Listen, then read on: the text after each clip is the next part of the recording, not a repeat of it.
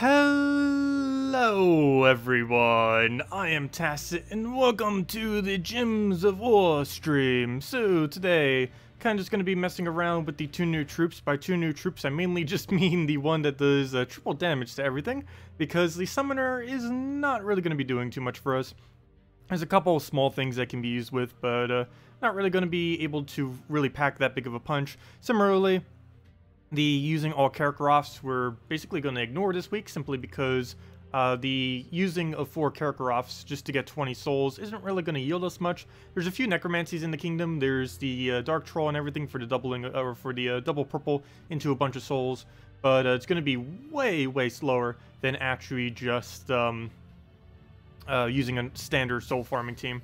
So not really worth going out of our way for. Also, hello William, hello Marco, hello Adam, welcome all. Let me go make that bigger so I can actually see chat. And there we go, now we can see everything. Smooth that to the corner, move it up, and we're good to go. Okay, where were we? Mercy, do we have you?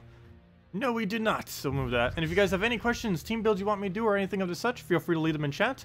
Of course, this week we won't really have too many more things to go over as far as the usual, so I'll try getting some of the other videos out. One thing I will be doing next week, though, of course, is we're getting the new kingdom on Monday. Next Monday, we are pretty much 100% getting the new kingdom, unless something really strange happens, but that is their plan, to get it out next Monday. And that's going to be bringing in, I believe, 8 new troops, somewhere around there, so a lot of them. At minimum 8, might even be 9. Pretty sure it's 8 though. But yeah, and that will give us quite a bit of viability to go use and mess around with. It's not coming with all the mana burn or mana shield changes yet. Of course, that's not coming until the next major patch, which is planned for sometime in February, likely later in February. But the new kingdom is indeed coming 1 week from today. Okay, well, we got Hellcat, we got everything. I just need to throw some of this down already. We're holding on to too much of it. That's one of the biggest issues with this team, and why you don't see me using it too often. As weird as it may seem, it gets too many extra turns, and yes, that is a bad thing, because if you have to constantly keep taking extra turns when you have a, like for example right here, if we were to cast our ability right now, if he was still alive, he'd be able to take that extra turn and then take a bunch of other stuff. So if we weren't doing the final blow, we'd have to make sure we take every single last extra turn from the board, like this one and all the others as well, if there were any. And that ends up wasting a lot of time. Oh wait, he did actually live, but there we go. But yeah, you can see the point. If there was a bunch of extra turns, he would have gotten them all, might have even gotten famine and stuff like that. So it's a little bit annoying, since if you forget one of them, you're going to give the AI a lot, and you have to deliberately go out of your way to waste a bunch of time to go and take them all. What's the new kingdom? The new kingdom is the Blight... I said it again. I am going to say that so many times. The Bright Forest. Every single time I try saying it, I say Blight. It's Bright. B-R-I-G-H-T Forest. I am going to call it Blight Forest so many times. If I ever say Blight Forest, I mean Bright Forest. It's going to happen a lot, probably. But yes, that kingdom. It's going to be bringing in a lot of troops that have the new, oh, what's it called? The new Fairy Fire ability on it. And that's the main core mechanic that's going to be bringing in. It also brings in a few more enchants. Actually, I forget how many enchants. I know one of them does, and it's a really viable one. I forget if I had any others, because enchant's pretty underused at the moment as well. The only viable troop that currently uses ssaszix is, I mean, the only viable troop that uses enchant is ssaszix. So not really that many options out there. I don't think we have enough damage yet, so let me cast like once or twice, or once, and cast that out. And well, it was enough damage, but technically not, because the Dragon Soul. Dragon Soul is losing its revive trait next patch, so yay for that. They are definitely getting rid of it. They're not getting rid of it on Inferno King though, just on the Dragon Soul. Originally, Dragon Soul had a completely different trait, but then they moved it into that temporarily as a short-term fix, and it's been like that for over a year now because they never really fixed their short-term fix. Okay, we'll go and take that skull and kill it out. There we go. We only got 1 revive. Nice. Hello, Alonso. Welcome. New Kingdom for Xbox 2? Yes, it's coming to all platforms. Yes, anything that ever comes to PC mobile will be coming to console simultaneously. That has been that way for quite a while now, and it will stay that way probably forever. But yeah, if we're ever getting anything on PC mobile, it's almost guaranteed that console is getting it these days. But yes, that is indeed the date that console is also getting it. Do we throw guard? Yeah, we do. We'll throw that down. The only thing that's slightly different these days is patches, because the way that they do them out, the consoles sometimes get it before or later by a few days, but it's normally not that far off. As far as kingdoms, it's always the same day, though. And down it goes. Oh, that reminds me. Asha's actually going to be viable next patch, by the way. Even though it's barely getting changed at all. The reason it's going to be viable is because it's a mana generator that has mana shield. All of them are going to be really, really, really good. So things like Valkyrie, mana shield, plus great mana generation, plus a link. Actually, Asha's the same way. Slightly less viable than a Valkyrie, but still. It has a convert. It has a mana shield, and it has a link, similar to Valkyrie. And Dark Maiden's going to be good because it's going to have, again, the... oh, wait. Why did I always think Dark Maiden had a mana shield? Wait, I've been saying that so many times now. Wait. Why did I... oh, no, no, no. She does have a mana shield. Or technically she does, because they're giving all elves a new trait. They better get rid of Curse instead of Nature Link. She will be so unviable if they get rid of Nature Link. But if they get rid of Cursed on here and give her the elf trait, that was the thing that will make her strong. But yeah, she will be getting immune to mana drain in some way, shape, or form. And as long as they don't overwrite the Nature Link with it, she'll still be viable. Hellcat, Alchemist, Avatar. Wait, 2 avatars? 2 times banner, yellow, red. Why would you need 2? I guess to double cast it with the excess mana you're getting. Would that be enough to kill it every time? I believe we would still have some survive left. I can go give it a shot. So we'll go put the Hellcat up, put that there, get the second guard avatar. I was going to say, do we even have a second? Yes, we do. We have 4 of them. So that'll work. Banner's already correct, so I don't even need to change anything. Oh, wait. Oh, yeah, never mind. Yeah, that would work a little bit better to go for the red. All we're doing is displacing the +1 to a different color. So that's fine. We'll do that. And let's go get this going. Oh, wait. Why did we need that banner, now that I'm looking at it? Wouldn't it make more sense to just go double yellow? For a second, I thought that was the other way around. But yeah, we have a +3 red, +1 yellow. What we need is a +2 yellow, +1 red. Which would be basically just a +2 yellow banner, is the bottom line. Because if we take 2 pairs now, that's not going to be full mana on the Hellcat. Oh, I guess the extra red is to try to get the thing up quicker, but still. What do we move here? Feels weird not playing this team with a Mercy. I almost always play this with a Mercy. This particular team composition. Okay, we'll do that. There's no way I can stop that Scion since he has immune to silence. So we are going to get silenced. Or not silenced, but we're going to get hit here by his mana drain. Well, I guess we'll throw one of them down. I'll take that. Oh, I should have threw the back one down. Because now we have that issue. The only time when you actually is more viable to throw the back one down first. Normally you throw the first one down first so that the mana goes into them better. But when you're about to get mana drained, it's actually better to do it the other way around. It's the only time where doing it the other way around is ever better. Because now we're stuck with this huge thing up front blocking him too much. What do we even do here? Really weird board. Guess we just wait, so we'll take a skull. And, good enough. We'll move that over. And we have the option of basically just blue, which hopefully will yield us enough mana here. And anything else we need to go move? Hellcats onto the purple. And then the Skullboke, guard into guard, and then dead. Anything else we need to take? Not really. He'll take a skull, we win. Oh, nope, not yet. We'll throw that down. The Hellcat dies, but we have the Alchemist, so we'll just get all of our mana that way. And down it goes.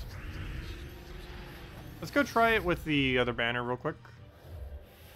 We're going to get a lot less reds, but we'll have... well, actually, we're going to get quite a bit of both. We're going to get quite a bit less of both of them. We'll have a whole less +1 than what we're currently doing, but it will give us a quicker Hellcat. There we go. It'll give us a quicker Hellcat, but a less effective Hellcat. Hello, Keith. Hello, Eric. Hello, Talon. Hello, Laura. Welcome. Let's see. Also, hello, Iron Boy. Or Iron. How do you say that? Ironman? Ironman Boy. Welcome. Is Elamagrim worth crafting this week? Partially. Yes. If you're planning on using it for Guild Wars, I would advise. It is pretty strong on purple and red Guild War days. These days in PvP, it's still decent. I personally wouldn't really use it that much, though. I still do on occasion. The biggest purpose it has is anti-skull, which currently isn't that prevalent at the moment, but given what the changes coming next patch, it might be. We really don't know what kind of shifts are going to be coming and what gets used as of next patch, because mana drain will no longer be viable. So who knows what everyone's going to start switching into at that point, especially after they do some rebalance, because they're definitely doing some troop rebalance next patch, and we're not fully certain on everything that they're touching yet. But yeah, Elamagrim is definitely a really nice pickup. I would still suggest a Fairish Rot first, but if you're looking for Guild War wins and just to have a good Impervious troop, I do consider Elamagrim to be one of the best Imperviouses currently in the game, so it's always nice to have the utility. Gonna Corvash us, and there's not a single thing I can do about that. Hopefully we can get enough going, or just to kill it out. There we go. And down it goes. Feels so weird using this without a Mercy. But the double cast does work out most of the time. Let's see. Also, good evening, Ray. Also, hello, Sir Robin. Did I miss anything else? Could you help you out trying to form a Humility or Ori-Ally team, but having trouble forming or coming up with the other troops to put in? I don't know off the top of my head, but I'm pretty sure you'd put in Alchemist somewhere in there. I'll go check it in a second after this battle. And then we'll go do that. Go get full mana here. Biggest concern right now is a Scion we can't silence. Luckily he did not get full mana there, so we're good to go. Let's get our mana there. Go throw a Hellcat down. Hopefully get this into a full mana... Oh, it didn't. Into a full mana Alchemist, which it didn't. But we'll go and throw another Hellcat down. Keep getting it looping. Get the double cast. And ideally that double cast will be the win. It will give us enough damage by the time we reach that point. Unfortunately, nope. No extra turn on the board. I could do it on purple, but that's going to have a pretty big downside due to everything he's going to get off of it. So I'm just going to take the skull. Oh, wait. I can't stop both of them. I do have to actually cast this somewheres. So I will do this on purple, as weird as it may seem, because I need to give my mana to something that's not first slot. So he'll take all the stuff. As long as he doesn't really do anything, which he didn't, we're fine. So we'll go throw this down, get ourselves an Alchemist. Ideally, he'll take a skull here, and then we just double this, and then we win. We take out some extra turns just in case he goes for it. I believe that is all of them, so he'll just take the skull. We'll double cast, and that should be enough damage. We're pretty close to it. And the other one... Nope, of course the Scion lives with, like, nothing, but luckily he leaves us a never mind. He did not leave us a skull. We'll just have to go and get the last little bit of poke damage off of absolutely anything. Anything we hit it with, we will indeed kill. Come on, Guards Avatar, you're so close. Not there, though. We'll smooth that over. Get a little bit of our mana. And throw down the guard. Also, the devs are streaming at a slightly different time today. I don't know if they're always going to be doing this or if this is just a one-off thingy. But they are doing it right after our stream. So it's not actually conflicting with our stream this time around. I'll go leave the link at the end of the stream since they'll also be streaming right after this. I don't know if she's spoiling anything. I'll be there too, just in case she is going to spoil anything.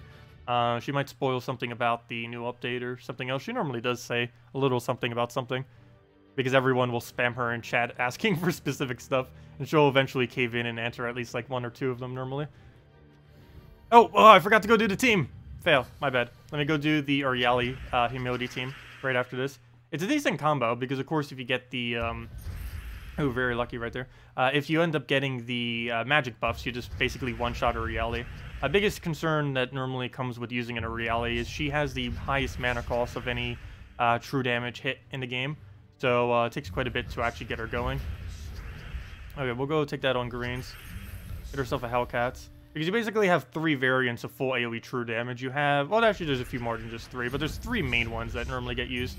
There's the cheapest one, which is a legendary Crimson Bat, which does damage to everything for a competent amount, as well as a static 16 heal gain. Then there's the next step up, which is Draculus, which is the mid-range between the two of them, which does a similar to Crimson Bat, actually the exact same amount, except he gains a lot more life from his ability, because he deals, however much damage he deals is how much he gets back. And then there's Ori-Ally, which doesn't really heal at all from her ability, but she has the highest amount of full AoE damage. The only downside to that, of course, is that it comes with also having a higher mana cost. Okay, we'll throw that down. I don't believe we have enough yet, so let me go throw like 1 or 2 little pokes around. And let me move that just in case. And that, just in case, just in case, and down it goes, hopefully. I don't ever bother calculating it out because it takes too long. If it was Guild Wars or something, I would, but in normal PvP, that takes way too long if we're going to calculate out like a guard's avatar cast or something. Or not really that long. What really takes long is like calculating out a Tesla, because you have to add every single HP value in the game, and then add divide that by 2, or I mean divide that by 4, and then add 8 to it, and that's how much damage she does, and it takes way too long to figure that out normally. Anyways, let me go do the well, first things first. Let me switch this team back to normal. It still works pretty nicely. I do personally prefer the Mercy here though. I'm just so used to it. Mercy, okay, Alchemist. There we go. And let me go and switch over to... Wow, a lot of people running that team. This could be annoying. All they're doing this week is encouraging people to do that. Hey, we already have the team partially set up, so let's go get ourselves the Ori-Ally and go get a team out of this. Ori-Ally, get that in there. Oh yeah, definitely the Alchemist. It doesn't even have any mana conflict. Alchemist. I so feel like just going Alchemist Hellcat. That does cover every color. Am I really about to do this? I guess we could. It's really similar to what we just did, which is why I kind of don't want to do it right now. But it's kind of exactly what we need. Because what else is a purple that would fit in here? We would need a good purple true damage that generates mana, which I don't believe there's something that covers all of those roles. Let's see. Purple true damage. Oh, wait. Let me type in true. A purple true damage with mana generation. There's Shadow Dragon, but he only generates for himself, and he takes away the yellows we need. Vinoxia doesn't count. Spirit Fox is not it. And that's it. Yeah, there's not one. There's not one. Nope. Okay. So plan B is the Hellcat. If in doubt, go a loop. And there we go. Banner, we can actually keep the same. Double yellow. Get the quick humility, get the Alchemist Hellcat rolling, and go from there. Get a quick Ori-Ally, and get the loop, get a huge stats, and hopefully 1 to 2 shot them. Hello, Boise. Welcome. Let's see. Tacet leads raid. Yeah, we will be raiding them later. Yeah, I normally don't get to raid with my streams because there's no one to really ever raid. But now we'll get to constantly raid the devs then. Okay, we'll throw that down. Ideally, we'd get magic, and we actually did, very luckily. We can almost one-shot. We're almost there. A little bit away from one-shot. What do we even throw here? I guess blue. I'm trying to find something that gives more mana than that, but I guess that is a sufficient amount of mana. We'll go for it. Get our mana. Go for the other one. Why aren't you full mana? We'll go grab this down, I guess. Get our manas. And he'll do a little something. Oh, he has Def too. Oh, you know what? That's actually good if people are using this team. We can use first slot humility and just go crazy with our HP gains. It's actually not too bad then. Oh, did he just... He just Scioned our 13 mana. I can tell because he has exactly 13 mana. No, that's not good. Okay, we'll take the brown. We didn't surge it, which is actually really bad because he has his mana now. Do I wait? I think I wait. So I take this. Now I take this. That gives us the full mana. He'll poke us, that's fine. And now we can one-shot him. If we could ever get to full mana, we can one-shot him. So we'll throw this on the red. Why do you miss? Okay, we'll go get the last of our red mana, throw it into a brown just in case it doesn't surge. Luckily it did surge. Well, at this point, we have way more than enough damage on her. Now we just need to actually get her the mana. There we go. So we have the opening right there. Get that going. Get a Hellcat down. Well, why is there nowhere to use this? I'm gonna have to randomly chance this. What has the highest amount on the board? Will I have to do this on brown? That seems like really redundant. But if it lands, it will be worth it. Yeah, we don't have anywhere to throw a Hellcat extra turn. Unless I'm missing one. So yeah, we'll go for that on brown. Okay, good. We did indeed land the extra turn, which is exactly what we needed. Now we do this onto blue, it looks like. That gives us our Alchemist, then throw it back in. And finally, we can cast Ori-Ally, and down it goes. Oh, that took way longer than it needed to. But, yeah, something along the lines of that. Go try it again. And give it a shot. Would be nice if we had a different alternative to Hellcat that actually did true damage. I guess Ancient Golem, kind of. It has some board control and such. But it wouldn't really do too much, unfortunately. So right here, we have very few options, actually. We'll just take a green, I guess. Need to try getting one of our mana generators up or do something with our front line there. Either get the humility rolling or the alchemist going. Doesn't really matter which, but one of them does need to get our mana going. Right here there's purples, though we don't really need that at the moment. Need to focus on the other colors first. And we do not actually have an alchemist. Oh yes we do, we have it on purple. Not really a color I'd want to get rid of due to the Hellcat, but if it gets him to full mana it doesn't really matter, which it does. And now we just get this going, and looks like we actually got it this time around. And now we just keep throwing this ideally onto yellow-red, and get a good board set up for it. He just got a freeze, so that just destroyed every plan we could possibly have. We're just going to have to throw this without a magic buff, it looks like. You know, that's actually a very little amount of damage. Why's it so low right now? 21? Why does that seem low? I'm pretty sure that's not actually that low, but... Okay, we'll go move that over. And get the poison down again. What's making his so high? Oh, Justice. That's why his looks so high. It's not that mine's low, it's just his is high. All of his HP values, because he has the Justice feeding at HP. We are not frozen on brown, so we can go for that. Oh, yes, we are. Never mind. I didn't see the other one. I saw we were frozen on Hellcat. I didn't even look at the other. It does look like we're going to lose to this, then. We only have the 25. Did we really gain that much from the death? I guess we did. Okay, we'll go throw this down. Looks like the board is pretty clear. We can get a Hellcat on next turn. Get our frontline tank back up again. And we are still frozen on him, unfortunately, but I got to get rid of his blues. Nothing I can do about that. Alchemist, we aren't frozen on, or no, we're not frozen on yellow, so if there's an opening right here, which there is, we can go right for that, get our mana up, throw another Hellcat, get that right back into him, and then just throw this into some nice yellows, and we should be good to go. We could do this onto the green there, get us to full, and not enough to fully wipe, but we will get a cast down. But yeah, this is pretty much why I never use Ori-Ally. Getting a 2-shot with her is very rare, and anything less than a 2-shot with her is very, very, very, very ultra slow. The main thing that this team needs is a better purple slot, and it would work out nicely. Everything else is nice on it, like Humility, Alchemist, Ori-Ally. It's just the 4th slot. We kind of need an Exploder or something else to be able to use a Humility or something under purple that would work. The other variant that we could just do is, of course, just go Gorgolfa Alchemist. One other utility troop or another true damage troop with the Ori-Ally. She is pretty nice to be used with things like Merilith, Crimson Bat, or Draculus if you have. She does synergize pretty well to have that double cast in it. She's mainly used for Guild War purposes for when you actually need a true damage, because she has the summon on her, of course, which comes in handy. In PvP, the summon that she has really doesn't get used that often. She has a boost ratio on Nagas and Undead too, but very rarely would you put more than just a Merilith or something. And there isn't currently any Undead team that works. Though if they ever buff, what's-his-name, there's a pretty funny team that gets used with this. Let's see if I can remember. I believe it's this. And then Xenos. Oops, that's not how you spell Xenos, not at all. Actually, I forget how you spell it. There it is. But something along the lines of this, with a brown-yellow banner, would end up being pretty decent if Xenos was ever buffed. Because he is undead. He has the true damage to go with it. He has summons undeads, which is on boost ratios Ori-Ally, and it would work out pretty well.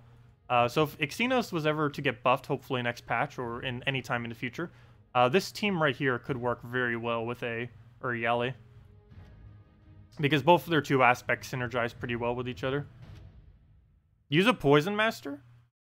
That would be a lot of wasted poison. Reapplying poison onto a troop does absolutely nothing. There's been many suggestions for them to do something with it, but reapplying every stats effect has no positive effect, and in the case of Deathmark, there's actually a negative effect when reapplying a stats effect, as weird as that may seem. But yeah, there's really no point in ever reapplying most stats effects. Of course, for timer on some of them, it is nice to do. Like, for example, you normally want to keep reapplying freeze and such, because you want to keep getting the timer back on for it. But in most other cases, like Poison, Deathmark, and a few of the other redundant ones, there is really no point in reapplying it. Whatever happened with that Sharktopus community troop?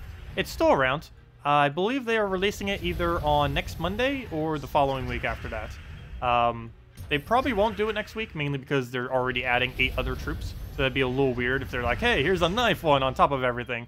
But I wouldn't doubt it. They do tend to have the habit of not releasing. They basically have like dry periods. like right now, where they don't release anything too extremely huge for quite a while, and then they'll go and just add like a billion different things in a single week all at once. They do that many times, and I wouldn't be surprised if that would be the case again. But yeah, Sharktopus is technically visually in the game. You can't actually obtain it, but if you go and look it up, it's kind of already here. Don't try opening for it, though, because it's not actually in the drop pools. But if we go do this, show unknowns, it's right there. There it is. It's within the game. It's just not obtainable. It was supposed to come out last week, which is why the visual for it is actually here. But it's not actually in the game in any way, shape, or form. So it's not possible to have it, so don't try going for it. But yeah, it's here. It destroys 8 gems. That's a static 8. And it is destroy, so if you do this on yellow or green, it will gain 2/3 of its mana back, plus the board control that it does. It then deals true damage to all enemies of that same exact color, and that of course is boosted based on its magic at a 1/1. And that's pretty decent, because you can use this for, let's say, Guild War counter days. So, for example, if you're up against like a pure yellow team, boom, you just hit all 4 of them. All 4 of them get hit really hard with the true damage, and then you go from there. More often than not, it's only going to be hitting 2 troops, because very few teams that are using a diverse amount of troops on defense aren't really going to be using a lot of the same color more often than not. So you'll only have to deal, you're only going to be able to deal true damage, most likely to about 2 troops. It's also a little bit of a weird troop in that you need to think about if you want to use it for damage or if you want to use it for board control. Personally, I think you would mostly use it for board control, given most teams will be kind of diverse in that basically any color you hit will probably hit something. But yeah, you either have to decide, do you want to go for more damage? Like, let's say they have 3 greens, but you need to take a blue in order to get some board control. But that blue, for the board control, will hit 0 things on the enemy. You have to kind of decide if you want the... do you want to destroy for the board control to get mana as well as maybe like a 4-peer or something? Or do you want to just go sheerly for the damage? So it's kind of interesting troop in using. As far as traits, they're pretty bad. The only really good thing it has is the water link. And of course, it doesn't even personally use it, but there's plenty of things that you could synergize with it. Also, this is from the Black Hawk Kingdom, so using it with a Kraken may also be viable, since it does have a blue link, plus, of course, Kraken's capabilities. They are a mix of physical damage and true damage, but it would add some much-needed board control. But yeah, there's plenty of things Sharktopus is going to be used in. We're going to have to mess around with him quite a bit when he does. Yellow-blue is lacking in many categories within the game. Grapple Pot helped fill some of those holes, but she has no board control, so she doesn't fill all of them. Once the Sharktopus comes in, it'll fill the big problem that yellow-green has, and that it doesn't have any good late-game board control at all. If we go under yellow-green right now, wrong category. If we go under yellow-green, I don't think there's a single one that even has board control. Dragon Wolf doesn't count. It's board clear, but you need 13 plus red, so it's way too hard to use. Finley does, but he has no offensive capability, so he's never used. Forest Guardian does, but he's mainly only used with beasts.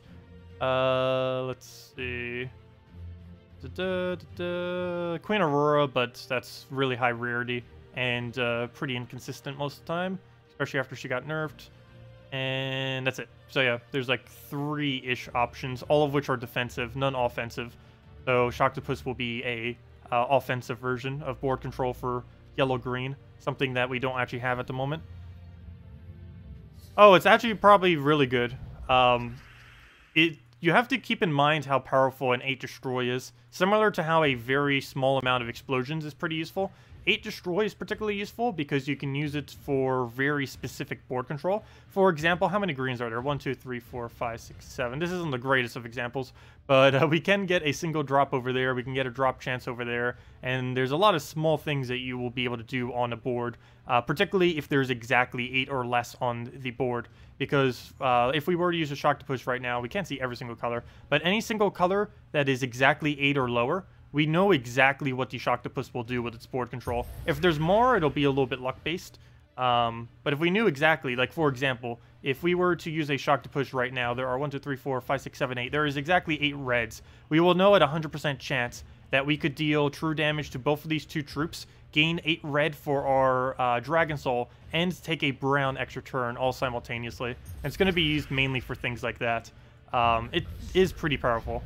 The situations where you would use it in are pretty rare, but it does have its purpose.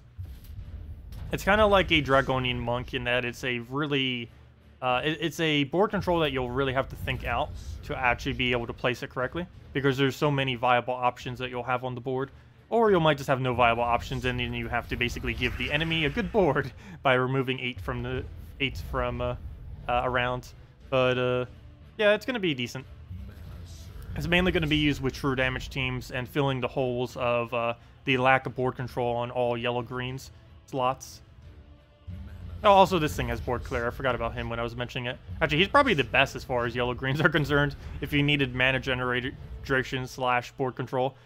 Because he has just an excessively good board clear. The only big issue with him is he has a very high mana pool, the highest in the entire game at the moment. Okay, we'll go and throw this down. Do we have any Ferrous Rod? No, we do not, but we'll throw another one. See if we can get it here, hopefully. Not quite, but we'll go for a Dragon Soul. See if we can get another one follow up. And just clear out everything. Stop killing things! Hey, our Dragon Soul actually revived for us for once. Not like we really needed it, but I'll take it. And here, I have a Ferrous Rod. Oh yeah, I should have taken Skull first. All I'm doing is just giving him a bunch of purples. Fail, okay. We'll just go and move that over. Take the purple. Catch Dragon Soul. Down it goes. Dead.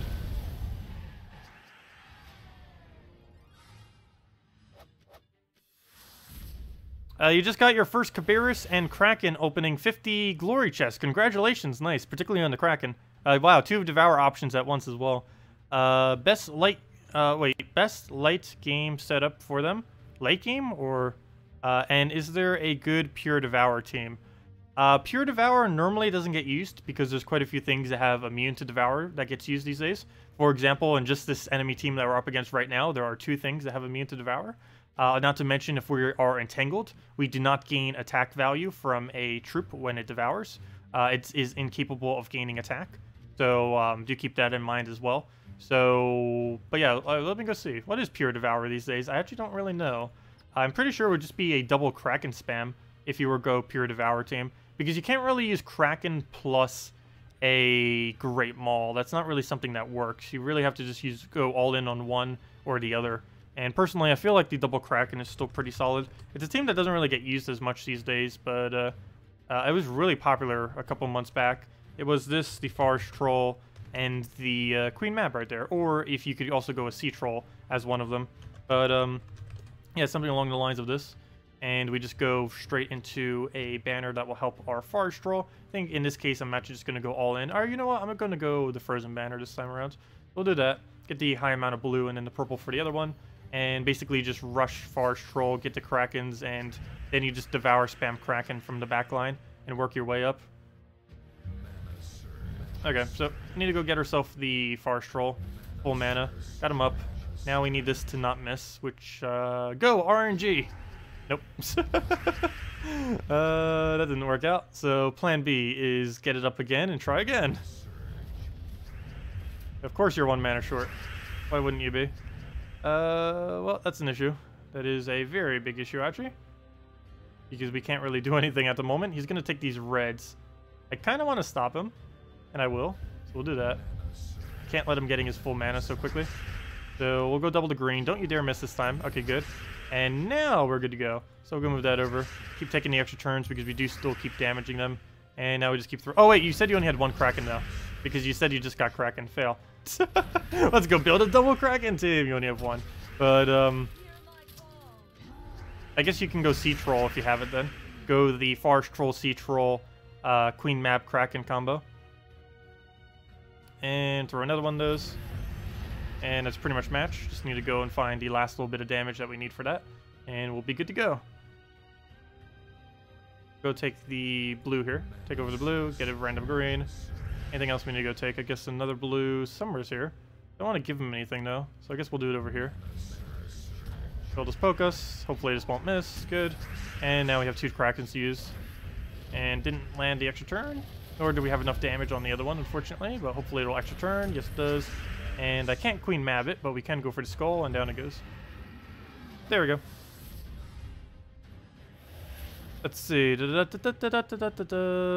far as the Cabarrus, I wouldn't really bother with it. You need fully traded Forest Guardian to really utilize it well. And there's no team that you're ever going to really be building that uses multi-Devour. Double Kraken's about the furthest multi-Devour you can ever get. Most of the Devourers do not synergize with each other, or at least the current ones. There's really 3 or 4 really big Devourers in the game right now. Let me see what will come up if we just type in Devour. But it's Great Maul, Kraken, Cabarrus, and there's one other. But yeah, let me see. There's, well, technically the Bullet for early game, but later on in the game you would never really use it. This way you would basically just appear with an Apothecary, and it has 50% chance to devour first slot if there's 13 or more brown. Yeah, let's see. There's also the Cabarrus, of course. Cabarrus is mainly used with Forest Guardian only. There really aren't too many other teams you'd really bother with it. A 40% chance with no other follow-up other than just a small amount of damage is way too random to ever viably use. So it's nice, and of course you'll see it on the AI quite a bit, because when it does get it, it becomes extremely huge. But for normal PvP battles and for guild wars and such, you would never actually want to use this troop invade-wise, because the amount of luck you would need to really fully utilize this troop is too much to bother with. It's fine with Kraken because it has a chance of extra turning while still doing a really high amount of damage. Kraken does almost twice as much damage as a Cabarrus on its ability, plus has a gem spawn on top of that, so it can still keep its turn and generate mana, whereas the Cabarrus will just automatically 100% of the time end its turn, and it only has a 5% higher chance of devouring. Personally, I don't really consider it that good. Normally, the only thing it's used for is that aspect of it, combined with the fact that it has a 50% summon. It's mainly that factor that it gets used for. But other than that, as far as other Devourers, not really too many others. There's Great Maul, of course, as I mentioned, and that's normally used with a team that can get its mana really quickly, like a Mercy or something to get it up to full, then you Devour. You normally don't use another Devourer with it, though. You can use a Bullet, which works pretty well, because with a Great Maul, you do want to make sure you're still using a brown and a yellow troop below it. The reason is, after it casts its ability, since it's a ability that can only be cast once, it no longer uses any other mana, so you need to make sure you have another brown and yellow on the team. So using a Bullet would be okay with that. You'd already have a lot of browns on the board. And yeah, that's pretty much all the Devourers. Wolf Garrick, under some circumstances, is used, but it is very, very, very rare. With that being said, just for fun, let me go use 4 times Wolf Garrick again. I know that this isn't a realistic team whatsoever, but it does work, as weird as that may seem. But let's go do this. This is probably the funniest team that there really is in the game right now. What's funnier is that it actually works. But as you can see, we have a ridiculously high amount of stats. And all we really have to do now is hit him with 1 or 2 skulls, cast our ability at him, get our double Devourer, then just plow down the rest of the team. Obviously, against stuff like Mana Drain, we'd never bother using this. And realistically, against basically everything, we'd never bother using this. That's a pretty funny team just to mess around with. I need to get 1 more poke on him somehow. I don't want to take that. That would be bad. I need to take away brown or red. So since we need red, let me take a red. Go do that. He'll do his thing. And he doesn't land an extra turn. Unfortunately, I have no way of killing him right now. So we'll just probably go for a purple or something. I could go for a skull chance. I don't know if I actually want to do that or not. I'll do it. Didn't get it though. So we wasted our turn there pretty much. And I don't have any other way of trying to get skull alignment, so we'll just take a purple. Come on, give it to us. Ah, he killed one of them. No! Doesn't matter. As long as his first one stays alive, we should be fine. The problem is he has enough to hit us now. So I need to not only hit him with a skull, but I also need him to get distracted long enough that we can devour him. Or, yeah, devour him. We'll do that. Didn't get it. He doesn't get his either. We're running low on options. Come on, skull, go. Nope. Yes, there he goes. He gives it to us. We'll take that poke. And now we can finally get it. So we'll go do that. Devour one of them. Get that. And now we just have ridiculous stats and just plow everything else down. We poke again, throw the other Devourer, then double kill, win. That's pretty much it. And yeah. Obviously not that viable, but it is really funny. Having this high of stats on a team. Normally you would never have this high of a base stats on a normal troop. But because of the +5 attack magic that it gives everything, it goes up quite a bit. There we go, we got a double cast. Unfortunately, a double cast would not be enough to actually kill one of them. It would come very close, but we do need 1 actual skull. So if we could just find that skull, that'd be great. For whatever reason, he just left it there, so thank you for that. And there's our double kill. With 1 HP to spare, how perfect. We'll go do it with him just so we get super stats. So we'll go do that, get the kill out, and then boom, 136, 179, and yeah. I just felt like doing that randomly real quick. Obviously, Wolf Garrick very rarely gets used these days. He needs more war gear. Hey, as I say that, he needs more war gears to really be viable.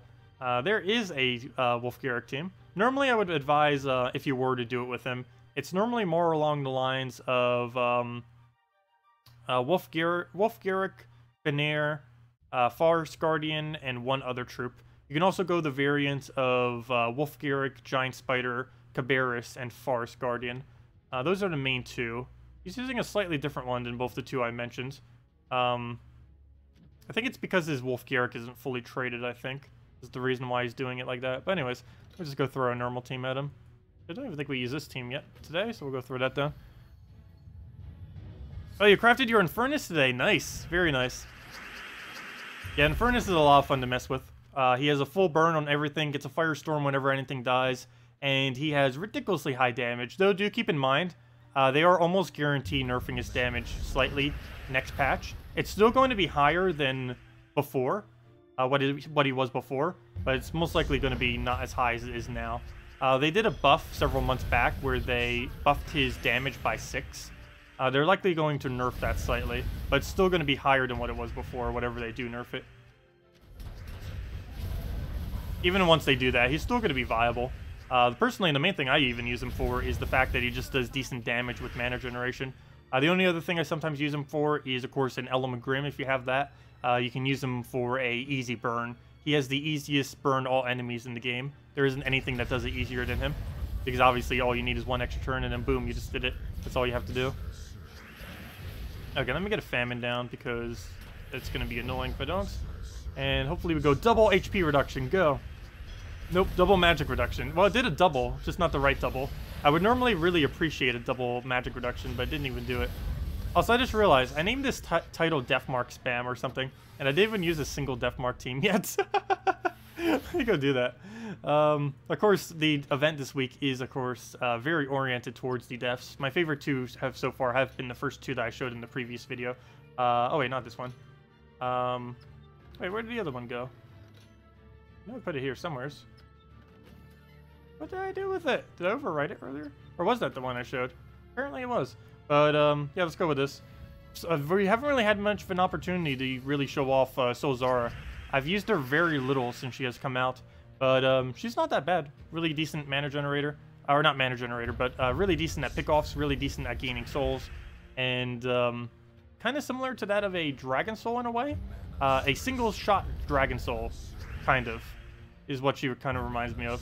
What's also nice about her is she has a Necromancy plus a Soul Gain, which is very rare. She's actually the only troop that has it other than Ferris Ra. So yes, again, she's also very similar to Ferris Ra. She's basically the cheaper version of Ferris Ra. Not anywhere near as viable as a Ferris Ra, but still, that is basically what she is.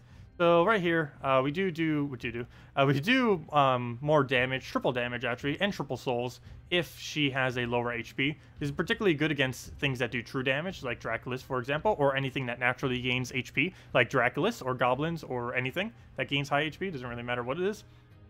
Because she gets to hit extra damage on it. So, for example, if we wanted to, we can go kill the Yarrow right now, and I believe I am actually going to go for that. So we'll do that, get the triple kill. You can see we basically max out our things right there automatically. We'll go through those for the death marks, go for a Gorgultha here, and he's going to gain a lot of HP. This isn't necessarily a bad thing, though. It kind of is, but we'll be able to do triple damage to him once he does that. Speaking of triple damage, let me go and take out another kill. I guess we will go, in this case, the second one. I have no clue why he's using the Giant Lord. I guess that's for one of his other teams. But we'll go through this down on it. Get our kill. And now we just need to go Gorgultha. And now it has a ridiculously high HP value. But again, we can go and keep triple shotting against it if we need. We haven't been able to use this guy yet, but he does do triple damage to the death marks, of course, as well. So we can go and poke over there if we want. I don't know if I want that, though. Let's see. We have 31. How much damage is that? I want to go for this kill first. So what we do is do this, throw Death. That will kill the other one. Then we throw her on that, and then we win. So that's the game plan. And then triple damage, kill it out. And there we go. Solzara. Yeah, we have a lot of instant kills. Actually, everything on the team other than Gorgultha, which is being used for mana generation, has an instant kill. The Hellspawn has triple damage. The Death has Death Mark. The Solzara has triple damage, and Gorgultha is just for mana. Oh, here we go. It's also good against Lady Arnarial double humility team, because this gains quite a bit of HP off the Arnarial. The only bad downside would be if he does magic reduction. Nothing on this team gains magic naturally other than Solzara. What do we even need to move here? Do we need to move anything? I need to move something. Go move that. Let him poke us with a skull. I actually don't want to poke him with skulls because he's using humilities. Okay, we'll go do that. Take the blue, I guess. I need to get the final bit of mana on our Gorgolfa, but there's none available. Oh, I just realized something. I'm using Def against Humility team. Oh, we just all instant lose. Good job. Whoops. Whoops. Never do that, by the way. Never use a fully traded Def against Humility, ever. And if you see someone with a fully traded Humility, I mean a fully traded Def, use a Humility against it. Humility is the hardest possible counter there is to a Def. Or fully traded Def, I should say. Because you end up feeding it its 2 armor and 2 magic per turn to everything on its team. Constantly. Which is obviously a bad thing. So we'll go through that down. Unless you're the one who's gaining the benefit, in which case it's a good thing. But, yeah, that's not good for us. Not in this situation, it's not. Not at all. Ideally, we need some def marks to actually do work against him, or else he will have 1.5 billion stats and will destroy us off of a single play cast, which does appear to be the direction this battle is going into. So we'll go take the yellow there. He cleanses some of that, and now I can't even target him as well. It would be nice if we could get the def here. I could just start and just plowing that down just so we have a kill option, so I am going to do that. So we'll do that. He already lowered our magic some though, which is quite unfortunate. But I need to find some kind of way of killing him. We can't ever def mark him, so we basically just have to keep Solzaring it and throwing Plague Splits. And I'm doing the Solzars first because I don't want her magic to be nothing. Speaking about nothing, he already went down to nothing, so that's bad. We also got the Diseased on us, which will make us get mana slower. And at this point, I think we just fed him infinite stats. We're working towards it. We're definitely working towards it, that is for sure. We'll have to do plan B and try us again against not this team. Okay. Let's see. This team is normally pretty manageable. The biggest issue we're doing right now is everything we have is geared towards them not being immune to Def Mark. Let's see. Triple damage, that will do indeed land, but how much damage do we have? That is a little over 75, so we get the 81 there. One more poke will kill it. Her HP is not right to be able to do that, though. She needs to have a lower HP than the thing she's hitting. There we go, except I think that's slightly too much HP. And so somehow, Gorgolfa has basically all of its magic. Not sure how that worked out, but we can still get lucky def marks. So go, lucky def marks. Kill the things that almost have 1,000 HP, which is max. Go for the Gorgolfa here. Even though it looks like we're about to lose, the second we kill Plague, we pretty much auto-win. Not enough damage. Do I throw a def first? I think I'll wait 1 turn. We'll do that. He's still def marked. I want to wait another 1 turn because he still has def marks on him. Please, die to def mark already. He's gonna have 1,000 HP by the time we get it. Pretty much. Somehow Solzara still has all of our magic, pretty much. Okay. Well, can't touch either of those two. Looks pretty much over. Okay, retreat. Well then, let's try this again against not Sunbird. Okay, fine. We'll pick up the Skull Spam team then. We'll go get the Tome of Evil. The Evil! The thing from SpongeBob. Let's see. We'll go and throw the purple. Throw into the... actually, I should be going Giant Spider. What am I doing taking purples? Go take that. I actually need those purples on the board. No, he removed the purples I needed on the board. Okay, not much I could really do to that first poke, so we'll just go try getting ourselves Gorgolfa mana, which doesn't exist. Good job. Take the green. Take the yellow. I guess a Giant Spider here. Not on blue. Why? Yeah, it's not doing it to me. So, I don't even need to take the blue. I need the blue on the board, but I need to not take it. Okay, we'll take the green. That one's a little bit better to take for us. And now we can just throw this onto yellow and get something going at least. Schema, where is your blues? You don't have alignment, do you? No, you do not. And if I take that, it's going to lower our alignment chances even more. We'll do all that. Somehow did not get an extra turn in all that mess. I believe we still don't have an extra turn either, anywheres, to use off the board. which is unfortunate because that's the main way we actually win. Here, have a random death mark. I don't need it at the moment. I'm just going to pass my turn with it, and we'll let him poke us. And no, that does not allow us to align either. Okay, well, what's plan B then? I guess we giant spider on something and try going from there. Or just clear the board. Here, let's get ourselves a new board, and hopefully we get schema on that. We can get a partial. It's not going to be really that much, though. We get one skull out of it, and that's it. That is absolutely it. But I am going to do it, because this is not really giving us anything at the moment. So we'll do that. Take our yellows. See if we can get a giant spider anywhere. Ideally, not on the yellow we just created. Perfect. We can get it on green. Throw that down. We should be able to land this one, and we can. So we'll do this for the higher damage. I'm not going to do it for the poke there, though. We'll just do that right there. We can kill it out with the skull follow-up. Really, 1 HP. Now we can do that again and kill out the team. Kill that out. Go for the next one. And one more skull will kill it. And, oh wait. Never mind. Well, we need a little bit more damage than that. Not that big a deal, though. Sure, we'll take that skull. And then any follow-up will indeed kill it out. Except for Gorgolfa. That is almost enough. And there it goes. Right off the skull. When or where do you get Solzara? Solzara is a completely random drop that you get from chests of anywhere from Glory, Gem, or higher. For the most part, you'd be getting it just by crafting it, though. Or just from random drop out of those 2 chests, like I just mentioned. Glory or Gem keys are the main 2 places. Glory, Gem, and Guild chests, if they have a high enough rarity for it, are the 3 main places you'll normally find a Solzara. It is completely random, though, so you could open thousands of them and not get it. You'll get plenty of other legends, but you might not get specifically her. The only other way that you can really get her, if you do want her for any purposes, personally, I would not really consider her a high priority troop to get, but if you did want her for whatever reason, you'd have to wait till she comes in through the Soul Forge. Right now, this week, there really isn't anything legend-wise worth crafting. The current legends available through the Soul Forge this week are Carnex, Vinoxia, Silent One, and the Great Maul. Not a single one of them really get used that often. On some occasions, the Carnex gets used as an alternative Dragon Soul, as well as a skull on some skull spam teams. Vinoxia is mainly used for mana generation, though it's pretty inconsistent. Silent One is used as the most viable silence in the game, and the Great Maul is used as the most viable Devourer in the game, due to having the only troop with a 100% chance at devouring, though it only gets to do it once.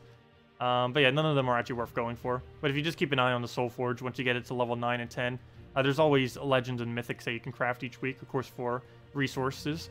Most of these resources are diamonds. Speaking of diamonds, let me go claim our daily diamonds. There's only a set amount of diamonds you can get per day, and they are all given out currently through dungeons and some through guild tasks, but a good majority of them are from basically dungeons only. So let's go clear these out real quick and go get our resources. Let's see. When the new mythic comes out in February, is it better to open 50 VIP chests or spend the equivalent amount of gems on keys instead? If you're only hunting for the mythic itself and you don't care about any other drops, it would be better to open VIP chests, assuming that you can do a 50 bulk, which you just said you could.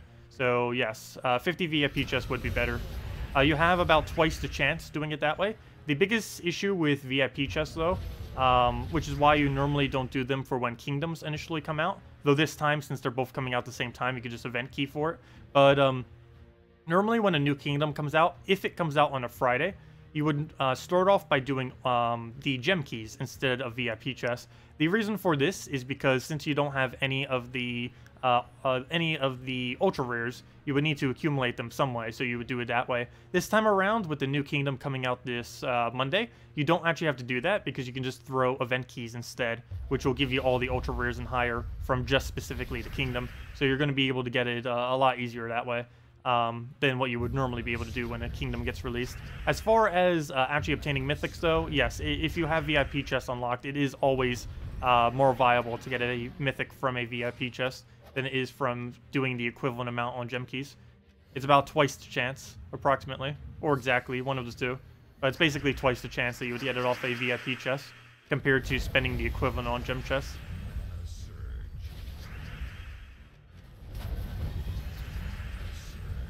Let's see. How much do you need to spend to unlock VIP chests? It is exactly $130. There's 2 really big milestones in VIPs, and the only real 2 that you would ever need to go for if you're planning on playing the game long term. You could easily still play 100% free-to-play. There are a lot of people that do that as well. But if you are going to spend money, there's really two main milestones that are worth it. It's the $40 milestone, which is normally just done with one single Death Knight pack purchase for $50, or the $130 milestone, which is the VIP 5, which is the last, basically, only VIP obtainable thing that you get, which is, of course, VIP chests. Because both of those two are the only things that unlock something that are only obtainable through the VIP system. At level 3 VIP, you get free scouting, and at level 5, you get the VIP chest. There's nothing in VIP chests that you would normally not automatically be able to get. Oh, I forgot, you summon a bunch. But it does allow you better access to some of the higher rarity stuff within the game. And for full completionists, it's normally a good idea to get them, just because it will save you some time in actually obtaining everything. But yeah, it's $130 on the dot. Well, I'll throw down the firebomb. I don't know what the current spending meta is for that. I believe it is a Death Knight pack. It's always Death Knight pack. That's like the best value you can get of anything. It's normally the Death Knight armor pack. I believe both of the growth packs, and then the $20 thingy that they added, the recent patch. I believe that is the meta for going all the way. And other things that are somewhat okay are like the $5 daily gems. You can only have one active at a time, but it is pretty good value for the price. I've personally never gotten it because by the time it came out, I already had thousands upon thousands of gems, so I didn't really need it. But it does seem to be pretty decent value if I ever was to need it for whatever reason. Let's see. Oh, do I not have any mods here? Let me go and fix that. Let's see. Where is ban? Why are you no ban button? Okay. Let's see. What, they removed the ban button? They don't have a ban button anymore. That's weird. It just shows hide user on this channel. Okay. Well, that works. That's one way of doing it, I guess. Anyways. I'll go move that over. And we're good to go. Let's see. Now that got spammed, let me go scroll all the way up and see. With the ability Ori-Ally, Azura instead of Hellcat. Yes, you could use Azura into a Hellcat for an Ori-Ally. You might want to go more towards a Valkyrie then and do a Valkyrie Azura Ori-Ally instead. One pretty nice thing about using the Azura instead as well is that you'll have the HP reduction, so that you'll be able to keep going and working that with the Ori-Ally to try to clear them out. It is, of course, pretty random. There's only a 1 in 4 chance that she would indeed hit the HP reduction you need. Is that your go-to Infernus team? Oh, my go-to Infernus team? Yes. I would say that the team I was using earlier is my go-to Infernus team, this one over here. There are a couple different variants. One of them I don't believe I have set up, which is a pretty common one. But yeah, let me go do a couple of them. There's, oh, here it is, Mercy Infernus. I believe this is the most common variant that is used with Infernus. I don't know for sure, but I know something pretty similar to this is what a lot of people like to use. It is Gorgolfa, Infernus, a hero using, not this hero class, normally it's used with Bard instead, using the Bard hero class, and then you have a Mercy here. And what this does for you, assuming a Bard, it was give you 1 to all your yellow troops per turn, which would be everything except your Mercy. And then you ideally would get a first turn Mercy cast, go from there, get a Gorgolfa, throw that down, and just go crazy from there. We'll go take the brown there, throw down the Gorgolfa, and there's another one. Let's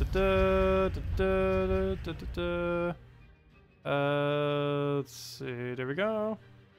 We're probably gonna get dislike spammed now too from all the bots. Oops, why did I do that when I have the freeze? But yeah, we just throw this down, get our barrier up, make sure that we're nice and protected from that. Go throw down the Infernus, that better kill his first lot. Good. And now we just Mercy ideally. I don't think we have it though. So I'm gonna have to just clear the board and then Mercy. I need a Mercy so we get these freezes off of us. And nope, we don't have it, so I'll just throw this down into an Infernus and that'll kill it out. But yeah, something along the lines of this is one of the quickest Infernus teams, as well as just one of the quickest PvP teams currently in the game right now. You get the really quick Mercy on turn 1, ideally. That gives you Gorgolfa. You get all the mana off of Gorgolfa. You then keep spamming Gorgolfa into Dawnbringer, and then you win out that way. Let's see. Go throw down the purple to the purple. Go and move the red over. And What else do we need here? We could try for an extra turn if we move the brown into a red chance, which I believe we will do, so we'll do that. Getting really unlucky with the initial mercies, though. Haven't gotten a single one of these giving us a good mercy start, but we'll move that over. I give him a little bit of yellow, as long as he doesn't do anything weird with it, which he doesn't, we'll be fine. Oops, I forgot to even double check the previous board if we had a mercy. Oh well, too late for that. We'll go with Dawnbringer here. Go the damage, explode, double check the mercy again. Nope, we don't have it. And please, give us one already. There we go. A little late though, but I'll take it if we can get it. There we go. And that should give us full Dawnbringer, and then that kills out the enemy team. And that's pretty much it. Yeah, it's pretty quick. Actually, really quick. And you get a lot of damage out of it. And it's one of the most viable teams in the game right now. I personally don't constantly spam it, but it is one of the quickest PvP teams overall. Actually, he's using the exact same team right now, except a different banner. He's using a minus blue, but he gets an extra green. That seems a bit odd. Why would you want a minus blue away from your Dawnbringer? If it was the other way around, that would make sense. If it was a minus green with a +1 blue, that would make a lot of sense, but that's not what it is. Oh, you don't have a Dawnbringer? Already last troop? Oh, you don't have a mercy? Okay, never mind. Well, alternatively then... Oh, that makes that a lot harder to build. You normally need one or the other to really make this team go quick. Well, just for fun, let me go and use this one more time. I want to mirror him real quick. But then we'll go do a different one that don't have either of these two. Yeah, it's really nice. If you do happen to see a mercy come into those little color gem things that give you a targeted troop, it is really nice to have a fully traded mercy as a utility troop. She's used for quite a bit of late game content, mainly because of how well she mana generates for yellow troops. Basically, any troop that uses a lot of yellow, she's amazing with. And even if you don't have a really good yellow troop, as long as you have Gorgoltha, like you said you just did, all you have to do is just use a mercy into Gorgoltha, and you can fill any team you want with as much mana as you really need. Okay, we need Gorgoltha to full mana. Unfortunately, there's not a single way to do it on this board, so we'll just take a red. Trying to get anything here to actually make that go over. It doesn't look like we'll have it, though. We'll take a brown here, go for a Gorgoltha, and see if we can work from there. He throws down the explosion. Doesn't really do too much, though. We'll throw down a red. Anything else we need to mess around with? Not really. Let's clear out the board.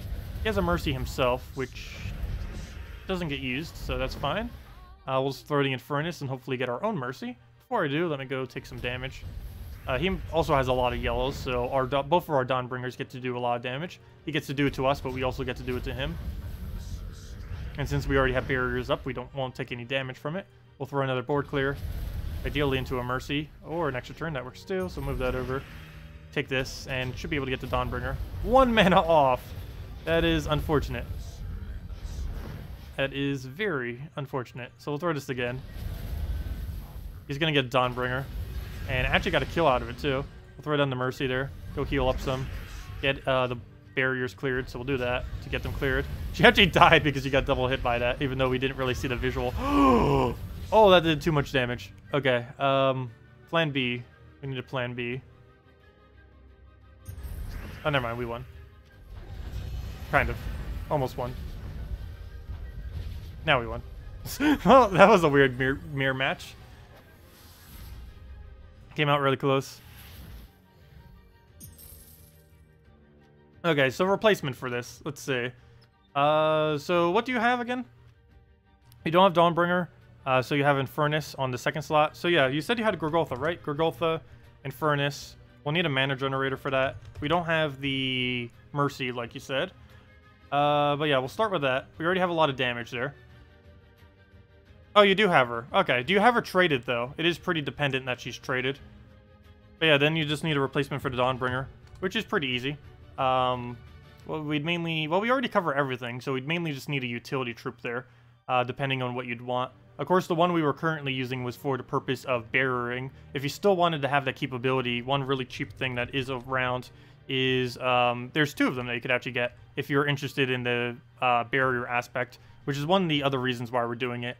You can just put an offensive capability there, but you can either use Dragonian Monk or a Dwarven Gate, both of which you should easily have.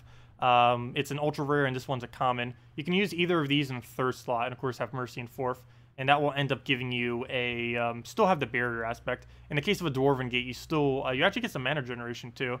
If you didn't want to go down this route, you'd basically just put any other full AoE here. Doesn't really matter too much what it is. You can still use the fully traded Bard class too if you wanted to. The biggest issue with that, though, if you don't have Dawnbringer, is most people don't have the other viable yellow weapon. There's very few viable yellow weapons out there. There's Dawnbringer, and that's about it. There's one other one too, but almost no one has it. It's Sun and Moon. I don't know if you happen to have it laying around, but that's about the only other really viable yellow weapon to use. But if you did have a fully traded Bard, that could be what you use. I'm not using the correct hero class at the moment with this team, but it still works out perfectly fine. But I do have the proper weapon, though. But I guess you could use one of the other just random yellow weapons, any that you find to be particularly useful in the given situation, and then kind of just work with that with your team, and it would be fine. Maybe even just like one of the silences or something. Runic Blade, if you actually get kills, isn't too bad and stuff like that. But yeah, something along the lines would end up working fine. So just having like anything there, even just the Thunderbolt now. Probably not that, but just basically put anything in there with a fully traded Bard. Mainly what you need is the Bard, so you keep getting extra stats on Gorgolfa, so it always has the explosions, and to make sure it doesn't die, you'd also get the extra damage for Infernus for the extra stats, and also similarly to make sure it doesn't die. And the whole team is basically built around the fact that Infernus keeps going. Also, let me go do my redeem code. I did forget to give out a redeem code before I go for today. Let me go give out one. And let's go head over to the dev stream, because I believe they are streaming right now. Let me go click refresh. Let's see. Nope, they're late again. So they haven't actually started yet. So that's actually beneficial to us because, yeah, they haven't started yet. Or I don't think they have. I'm on their channel and it's not doing anything. So yeah, let me go give out a code. Yep, I know. Let me go give out the code. I did everything else, right? Yeah, I believe so. So yeah, we'll be ending out the stream then. If anyone has any other questions, please leave them right now so we can go answer them. Let me go load up these pages and go get you guys the code. And then we'll go raid the dev stream whenever they get on. Just give me a minute because I have no clue where my thingy went. But I will have you guys the code. Let's see. Redeem. Oh yeah, that reminds me. I need to go get more codes. I am running low. I only have enough for like 2 more weeks. Actually, I don't even have enough for 2 more weeks. I should probably go ask them right now. Or, not right now, but I'll ask her tomorrow probably.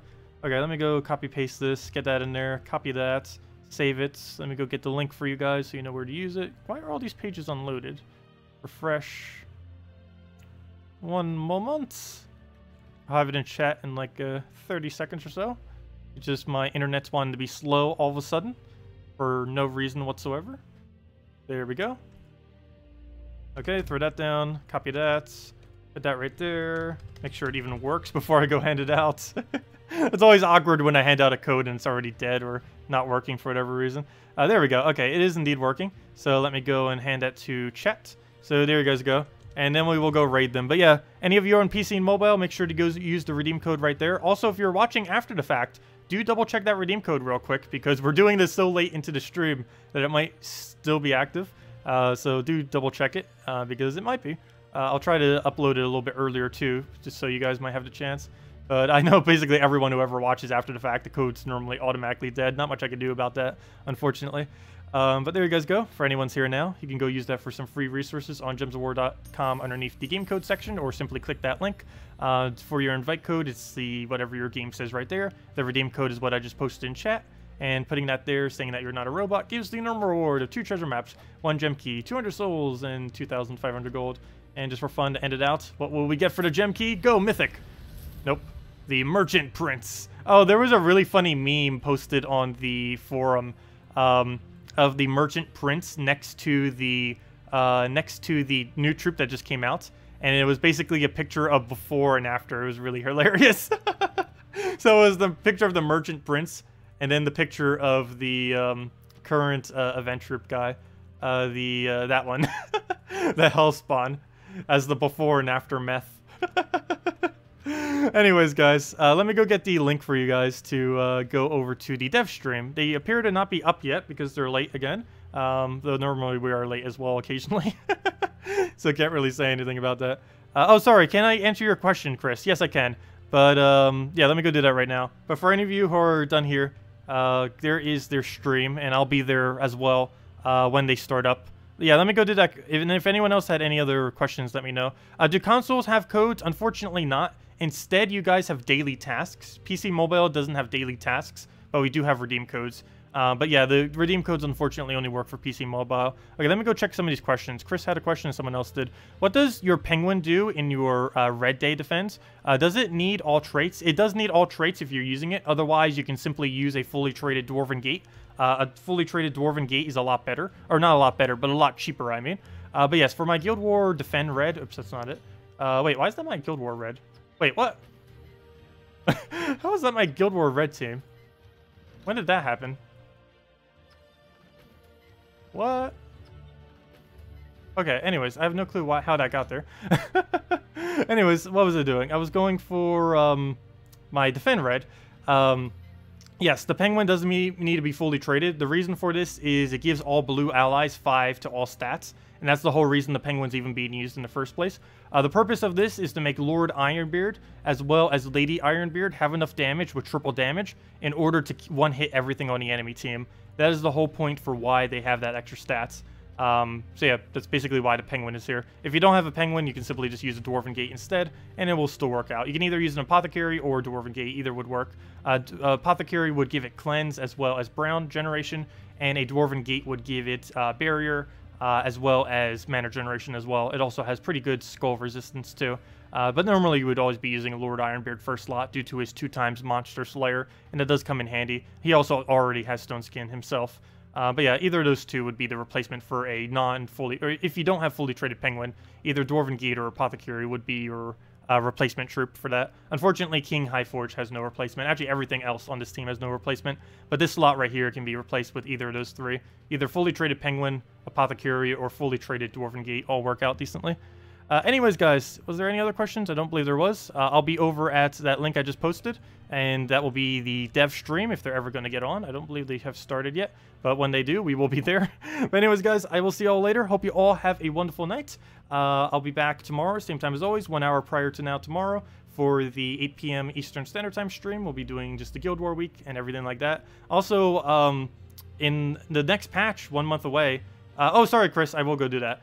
In the next patch 1 month away, we won't have Guild War constantly anymore either. So gotta enjoy Guild Wars while we can, because we're not gonna have it as often. Chris, where did your question go? Also, it's a lot easier if you just copy paste the question again, because I have no clue where it got buried to. Oh, there it is. Which makes more sense to do? Have a strong defend team for your home kingdom to put a weak team there so you get more revenge battles. Weak team. It is, assuming you're playing for more than a few hours each day. Like if you're playing at least 2+ hours a day, it is more beneficial to you to use as horrible of a defend team that you can than it would be to use a good one. Only if you don't play the game that much, or if you play the game mainly on one day. Like for example, if you tend to be someone who only plays the game on Saturday and Sunday because you have off on the weekends, it would be better to set strong defend teams. But if you're someone who says, or for example, plays like about 3 hours every single day, or 2 hours every single day or so, then it's actually better to set as weak of a possible defend team as you possibly can. The main reason for this is how the revenge teams work. Revenges give you twice as much gold, and how they appear is basically based on your recent defend activity. So the more defends you've had that have lost recently, the more revenges you will be getting. And basically you'll just farm more resources from all of the losses you have than you would from constantly winning them. It's a really weird mechanic that basically incentivizes losing. But yeah, that's basically how it is. So I hope that answers the question. Anyways, guys, I'll see you all later. Have a wonderful week. And goodbye, everyone. Thank you so much for coming down.